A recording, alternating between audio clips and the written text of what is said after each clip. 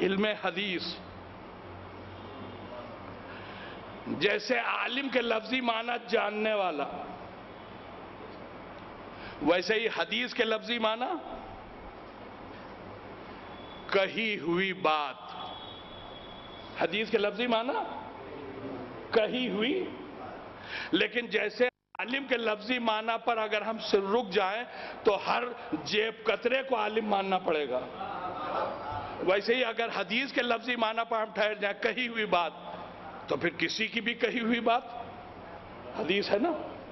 کیا اس مجمع میں کوئی ہے جو کل سے یہ کہے مولا علی کی یہ حدیث، شہزادی کونین کی یہ حدیث، رسول اللہ کی یہ حدیث اور رضوان صاحب کی یہ حدیث؟ بھائی حدیث کے لفظی معنی کہی ہوئی بات، جو میں کہہ رہا ہوں میری حدیث ہے کہ نہیں ہے؟ تو میری کہی ہوئی بات کو کوئی حدیث کہے گا؟ نہیں کہے گا نا۔ تو جیسے عالم کے معنی جیب کترا عالم نہیں، ویسے ہی حدیث کے معنی کسی کی کہی ہوئی بات حدیث نہیں۔ حدیث کے لفظی معنی کہی ہوئی بات ضرور ہے، لیکن اس کے حقیقی معنی معصوم کی کہی ہوئی بات۔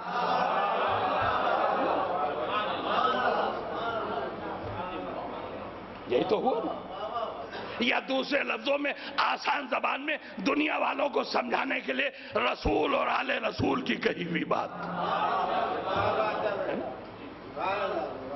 تو پیغمبر نے جب یہ فرمایا کہ علم حدیث کا حاصل کرنا واجب ہے، تو اس کا سیدھا سا مطلب یہ تھا کہ جو میں کہہ کے جا رہا ہوں، مگر اب پھر سب مسئلہ ٹیڑھا آ گیا کہ رسول کی کہی ہوئی باتوں کا مفہوم کون سمجھائے ہمیں؟ رسول تو جو کچھ کہنا تھا کہہ کے چلے گئے۔ یہ رسول کی کہی ہوئی باتوں کو ہمیں سمجھائے گا کون؟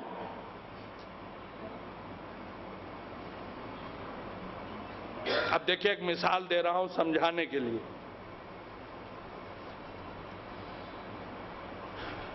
جتنے بھی لوگ اس وقت فرش اعضا پر ہیں، جب میں ممبر پر گیا تو اتنے نہیں تھے، کچھ کم تھے نا، یعنی کچھ لوگ مجلس شروع ہونے کے بعد آئے ہیں۔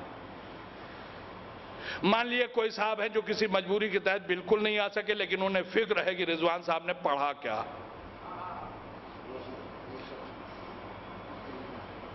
کل انہیں وہ صاحب مل گئے جو مجلس میں آئے ہیں لیکن 10 منٹ کے بعد۔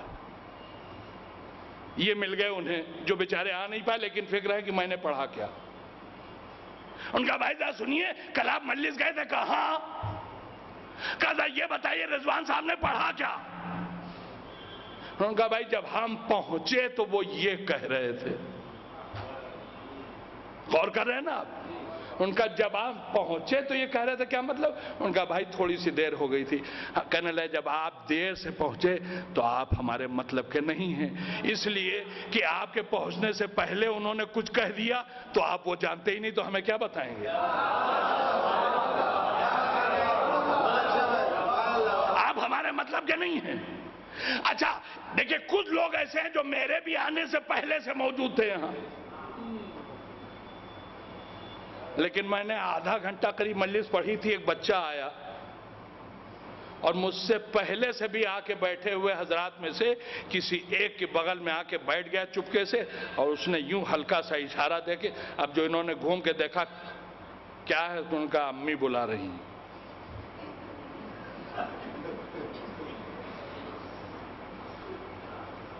فیویکول سے بھی اگر چپکا کے بٹھائے گئے تو اب یہ بیٹھے رہ نہیں سکتے۔ یہ اٹھ کے چلے گئے۔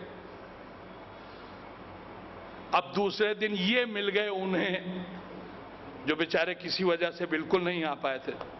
ان کا سنیے بھائی، آپ مجلس میں گئے تھے، کہاں؟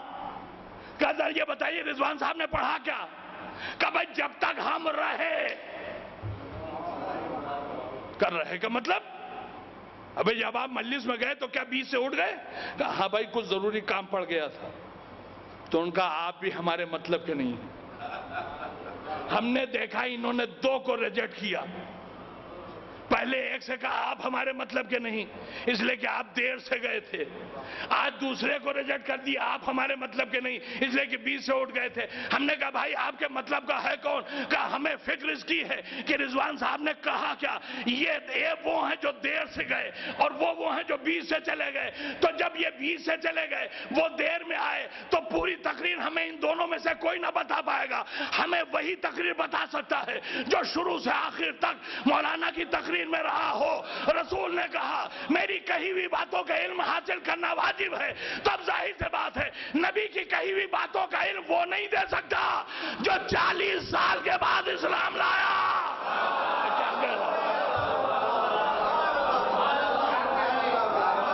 اور وہ بھی نہیں دے سکتا جو کسی وجہ سے بیچ سے چلا گیا۔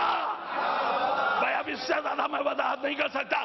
بھائی نبی کی کہی ہوئی باتوں کا علم وہی تو دے سکتا ہے جو میرے نبی کے ساتھ شروع سے آخر تک،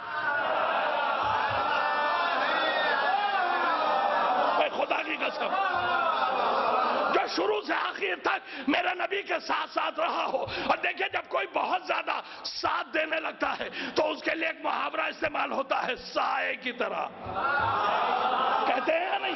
کہتے ہیں سائے کی طرح ساتھی، مگر نبی کی احادیث کا علم لینے کے لیے ہمیں سائے جیسا ساتھی بھی نہیں چاہیے، اس لیے کہ سایہ اجالے میں ساتھ دیتا ہے، اندھیرے میں ساتھ نہیں دیتا۔ ہمیں تو نبی کا وہ ساتھی چاہیے جو اجالے میں بھی نبی کے ساتھ ہو، اندھیرے میں بھی نبی کے ساتھ ہو۔ اور اب اگر آپ برداشت کر لیجئے تو ایک جملہ اور، میرے نبی کے گھر والوں کا نامحرم مجھے نہیں چاہیے، اس لیے کہ اگر نامحرم ہے نبی گھر میں چلے گئے یہ باہر رہ گیا۔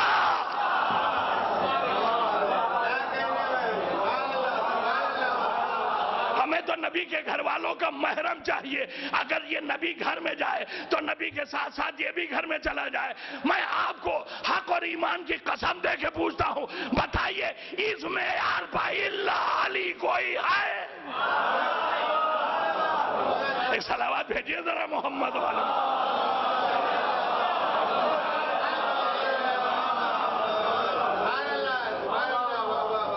اس کا مطلب یہ ہوا کہ علم حدیث بھی اگر ملے گا تو مولا علی سے، دوسرا کوئی نہیں دے سکتا۔ دیکھیں 2 منزلیں طے ہوگی، اب تیسری اور آخری منزل علم فقہ کا حاصل کرنا واجب ہے۔ اور اب چھوٹا منہ بڑی بات، میں پہلے ہی کہہ چکا ہوں عالم نہیں ہوں،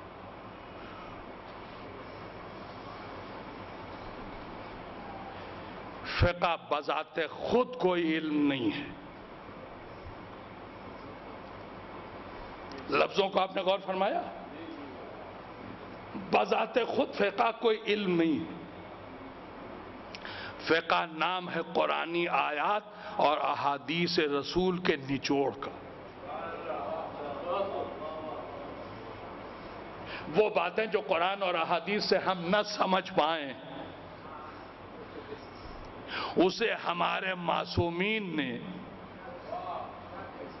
اپنی زبان میں ہمارے حوالے کر۔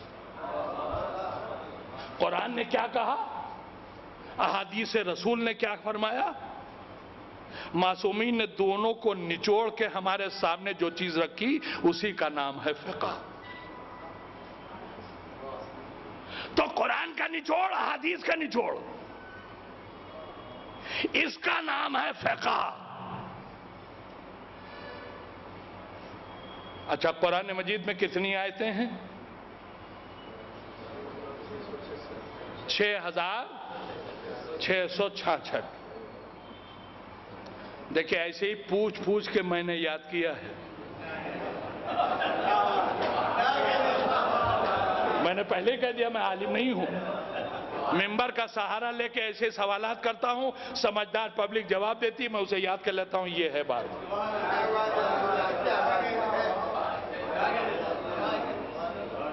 قرآن کی آیتیں ہیں 6666۔ دیکھیں بزرگوں سے تو میں نے حاصل کیا، مگر کچھ چھوٹے بچے ہیں ہم اپنے بزرگوں سے سنتے آئے ہیں، ہماری مجلس مدرسہ ہے نا؟